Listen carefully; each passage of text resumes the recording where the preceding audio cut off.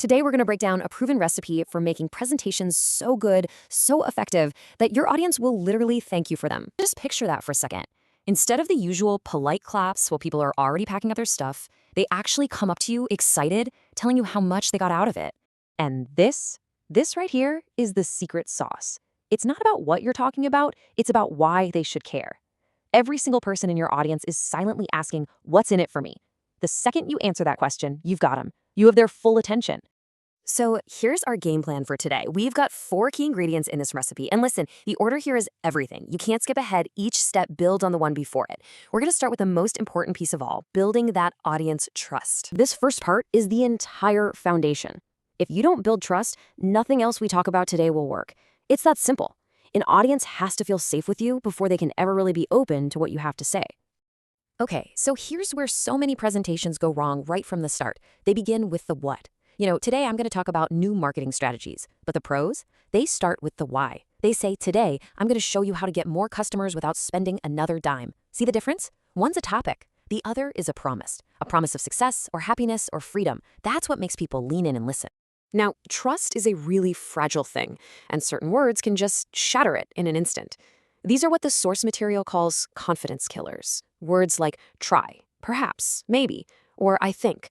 The moment you say, I think this will help, you've planted a seed of doubt. Your goal? Get these words out of your vocabulary completely. And then there are these guys, the cousins of the confidence killers. You know them. Like, so.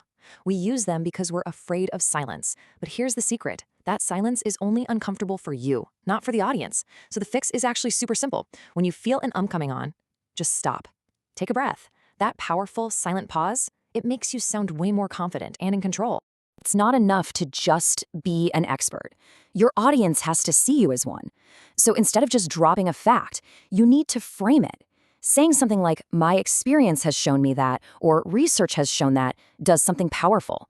It's not just a fact anymore. It's a testament to your expertise. It gives them a reason to believe you. All right, so you've built that solid foundation of trust. Now what? Well, now we move on to step 2. Not just grabbing their attention, but actually keeping it. This is how we go from a quiet room to a genuinely engaged audience.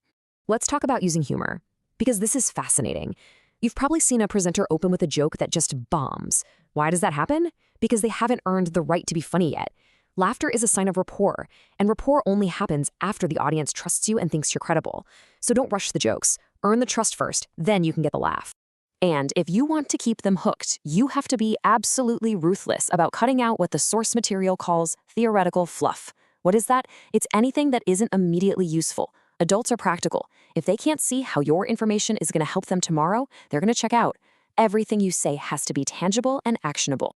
Now here's a killer narrative technique to keep people completely locked in. It's all about creating and solving mysteries. You pose a question at the beginning of a section, you create a little suspense, then, right when you give them the answer, you immediately set up the next puzzle. This creates these things called curiosity gaps that make it almost impossible for their minds to wander off. Okay, on to our third ingredient, mastering that back and forth with your audience. You've got their trust, they're hooked, now it's time to handle their questions. And a great Q&A session, that can make you look like an absolute rock star. This is such a simple switch, but man, it makes a huge difference. When you ask, do you have any questions? You're probably going to get silence. It's a yes or no question. But if you change it to what questions do you have about building audience trust, see what that does? It focuses their thinking, it invites them to participate, and you get much better, more relevant questions. So when someone asks you a question, especially a tough one, what's your first move? It shouldn't be to answer. It should be to paraphrase it. Say it back to them in your own words. This is a pro move for 3 reasons. 1, it lets you keep your cool, your poker face. 2, it makes sure you actually understood the question. And 3, it buys you a few precious seconds to come up with a brilliant answer. So let's put it all together. Here's your recipe for success. It all starts by building trust, focusing on the why, not the what. Then you back it up with confident language, no filler words. You keep them hooked by creating and solving mysteries, and you bring it home by mastering your Q&A with smart, simple strategies.